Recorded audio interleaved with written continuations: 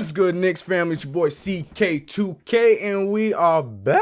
I know it's been a whole week since I made this video, but I figured I would just let the whole week come to an end before we talk about the Knicks. So this is gonna be a bit of a Knicks update. Let's start with last night's game. The first game that the Knicks have won, I think, in the month of March. Can we get a stat check? All I know is my board has been at 24 and so on and so forth for the longest time. I think the last update video I've done about the Knicks, the thumbnail has 24 and whatever it is. Now, mind you, with us trying to, I hate the word tank, we are supposed to lose games. I get that. But you already know how I feel about tanking, and you already know how I feel about us winning, especially the way we did last night. Now, before we get into last night's game, let's briefly discuss the failures of everything before. Pretty much every game was the same. I think the only game where it looked like we could possibly win was that one against the Toronto Raptors. I mean, there's been a few other games in between there where we were playing well, and then we just, you know what? I speak too soon. Numbers 5 on 4. Open, Redick for 3. Yes! J.J. Redick! How the hell could I forget about that Philadelphia 76ers game? All I know is that was a creative way to tank. That's what I'm saying. That one and the Mavericks were one of the two games that got me the most irritated. But at the end of the day, we're climbing up those boards. These are the teams right now that are fighting for the worst team in the having that graphic is just embarrassing. These are the worst teams in the league right now, going after the best pick in this next draft, and the Knicks made the board. They're all way too close together. Like it's embarrassing. It's very embarrassing. My next video is going to go into, as of right now, my top 3 choices for who I think we should go after in the draft if we get a pick between 6 and 10, which is where it's looking like where we're going to land with the lottery balls, but we'll talk about that in the next video. Anyway, just watching everything last night was just so cool to see. You know, we saw Emmanuel Mudiay playing great defense on a very good point guard in Kemba Walker. Trey Burke was just out there doing his best Allen Iverson impression as he has been in the past. The man has the step back fadeaway down to a T. The thing looks exactly like Allen Iverson. It is remarkable, and the confidence is through the roof.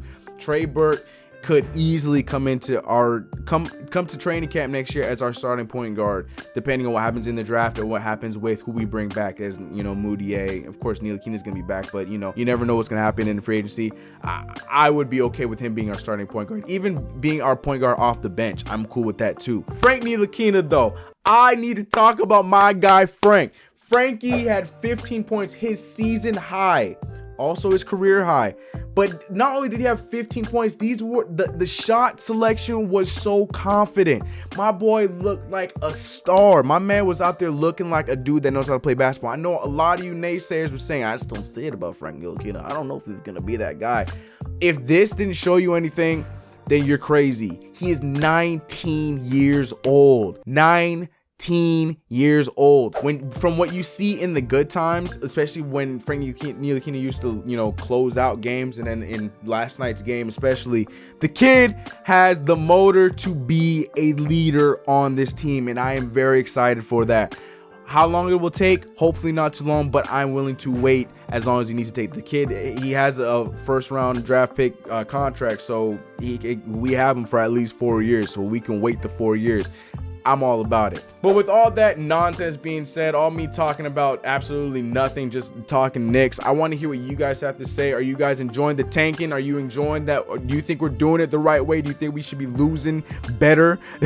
Do you think that we can actually end up in that top 5? I personally think that we are going to be somewhere between the 7th and the 10th pick. Somewhere in there, no higher, no lower. That's just my opinion. Tomorrow's video, or maybe not tomorrow, but the next video is going to be about my top 3 picks and who I want to see the Knicks go after for my first overall Knicks mock draft. The next one is going to be a little bit more specific, and we'll go about the second round and stuff like that. But this next one is just strictly about my top 3 players I think can land in the 7 between 10 spot, and you guys got to stay tuned for that.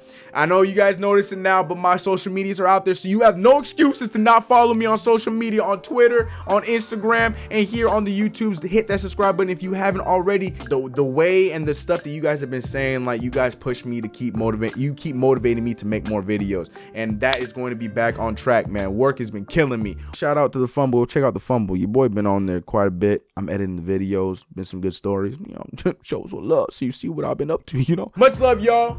Check out the video on the main channel. It's a funny video if you haven't already. See you guys in the next one. Knicks family, we are finishing the season very rapidly, but I just see a lot of good things for our future, especially with KP not here. When KP comes back, there's a lot of potential for the future of this team.